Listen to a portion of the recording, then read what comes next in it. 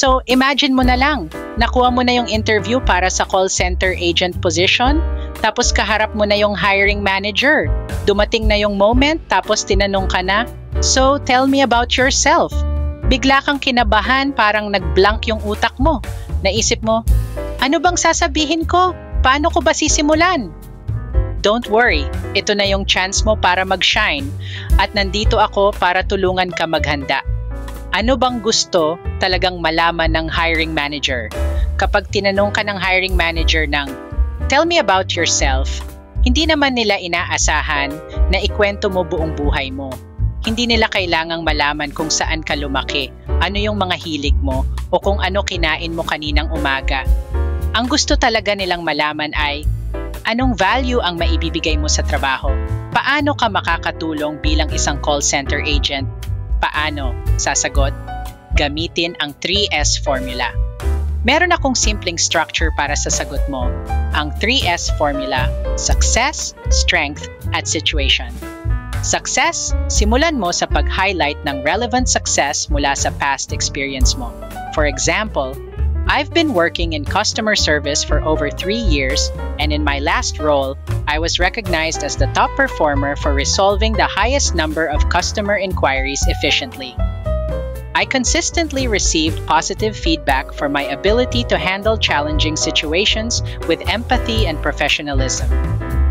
Strength sunod, pag-usapan mo yung key strength mo na related sa call center role. My real strength is my ability to connect with people over the phone. I pride myself on my communication skills and my patience, which allows me to effectively assist customers and turn potentially negative experiences into positive ones. Situation. Tapos, itay mo lahat pabalik sa position na ina-applyan mo. What I'm looking for is an opportunity to bring my customer service expertise to a company where I can contribute to improving the customer experience and help build strong client relationships.